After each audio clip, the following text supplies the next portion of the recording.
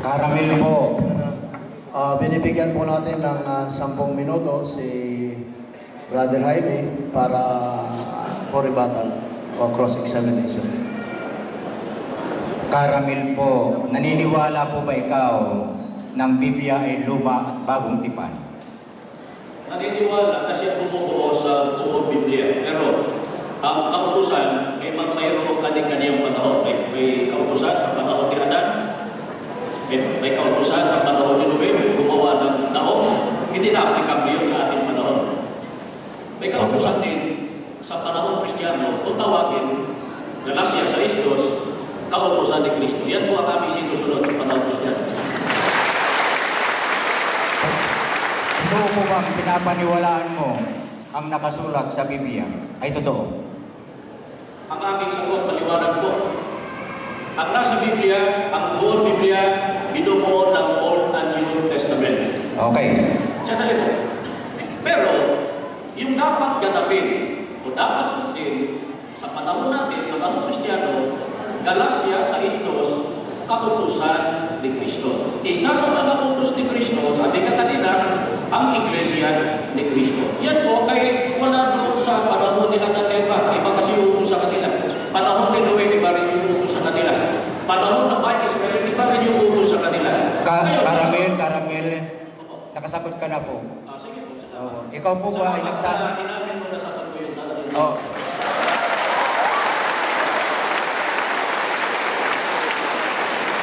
Caramel, ikaw po ba ay nagsasabi ng totoo at bawang katotohanan sa harap ng libo-libong mga taong nandito ngayon? Ako po nagsasabi ng totoo sapagkat ang binasa ko, puro na sa bagong tipan.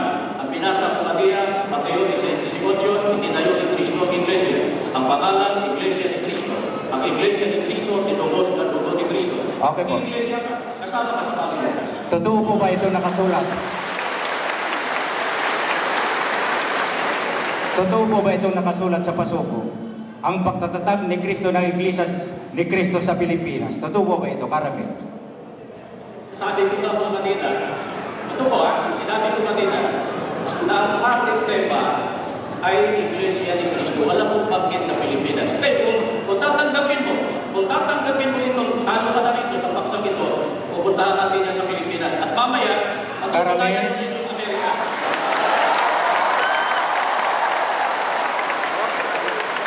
Saglit po. Huwag po kayong pumalakpak at hindi po importante ang palakpak. Pakinggan ninyo ang sagot. Okay po.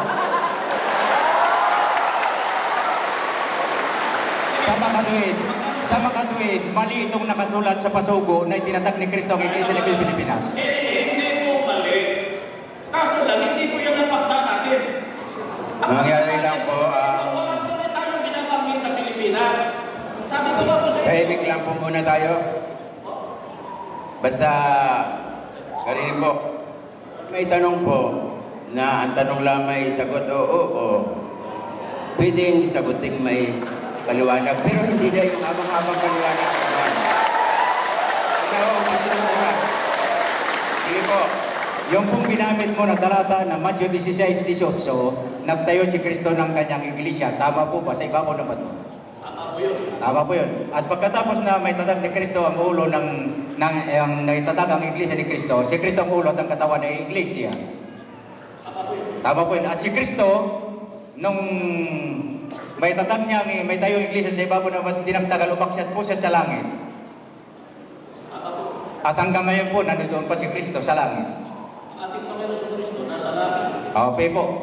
Sino pong Kristo ang nanaog mula sa langit para itatagin yung iglesia sa Pilipinas noong 1914? Ito po sa kanto. Tanggapin mo na.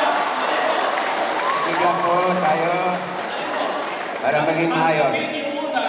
Huwag po kayo magpaliwanag. Sinatanong kita, huwag kang magpaliwanag, Caramel. Ako po tinatanong niyo. Opo. Hindi, pwedeng sabagot. Pwede sabagot.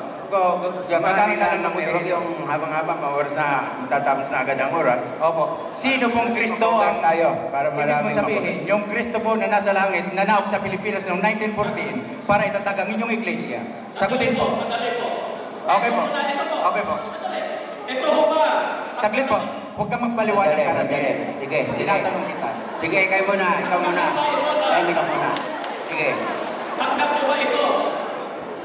Na hindi niyo na kaya itong tema nito bago tayo. Nagtatanong po ako, huwag kang magpaliwanag, Karamel. Ito po. Ikaw na nagtatanong. Ang tanong. O, isa-isa lang ha. Binasa ko kanina. Huwag kayong mag... Isa-isa lang. Isa lang. Tungkol sa Iglesia ni Cristo, sapagkat walang banggit na Pilipinas. Kung pipilit nyo sa akin yung Pilipinas, mamaya, ipipilit ko rin sa inyo ang United States. Kagalang-galang na moderator. Kagalang-galang na moderator. Pasagutin ko siya. Magbigay kita. Mamaya, isa ito Oh, sige. United Huwag, States of huwag, America. sumagot ka, Karamel. Tahimik muna. Kagalang-galang moderator, pasagutin po si Karamel. Oh, sige, sige. Mayroon po bang Kristo na nananaog mula sa langit para itatag ang inyong iglesia sa Pilipinas? Isaiah 46:11, tumatawag ka ng Diyos, nag-iibong mandaragin. Okay. Hindi ko po tinatanong si Isaias. Wala kang karapatan sa pagkomentaryo. Karapatan mong magtanong. Ibig mong sabihin, Diyos, tumatawag, nag-iibong mandaragin. Mamaya, hahanapin ko sa iyo. huwag kang magpaliwanag, Karamel. Karamel, huwag kang magpaliwanag. Oras muna. Tinatanong kita. Okay, O, diyan ka lang, diyan ka lang. Okay. Inaamin mo na ngayon na walang Kristong nananaog mula sa langit para itatag ang inyong iglesia. Nasa Biblia, tumatawag, nag-iibong mandaragin mula sa malayo sila.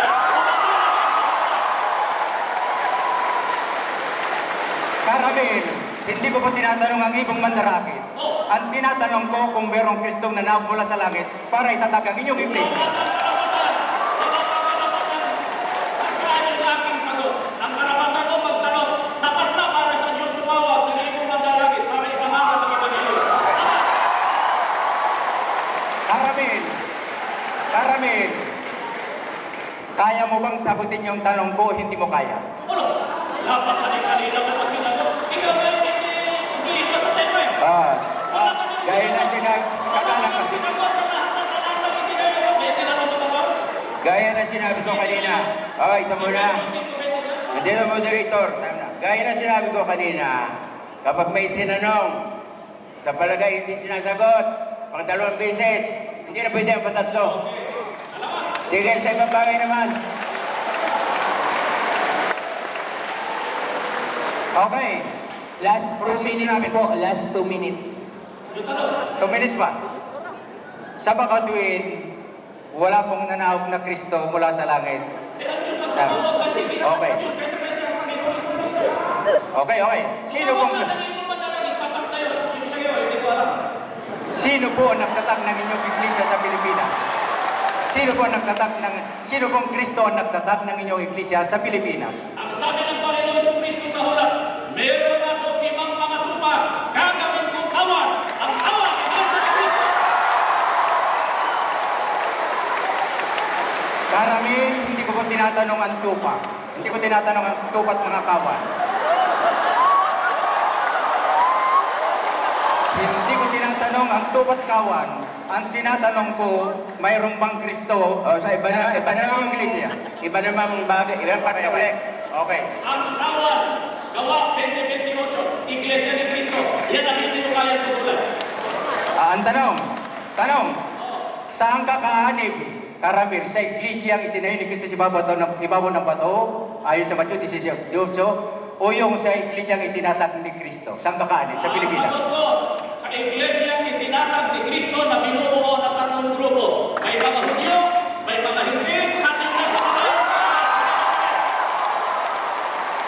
ikaw hindi tinatanong. Sa Bakatuin, kung kaanib ka sa iglesia ni Kristo na itinatag ni Kristo, 2,000 taon na nakararaan. One minute. Ilang taon ka na, Karamil? Minuto na lang, Para natitira. magkaanib ka. Panghuling tanong. O, tinan mo, nalilito ka na, Karamil. Ano? Ilang taon na ang iglesia ang itinatag ni Kristo mula nang itatag sa ibabaw ng bato? 2015. 180. Hanggang ngayon, ang Iglesia ni Cristo binubuo ng 3 grupo. Kapag 29, sa inyo, pangako, yan ang mga Hudyo, sa inyong mga anak, at yung lahat ang nasa malayo sila Time is up. Time is up.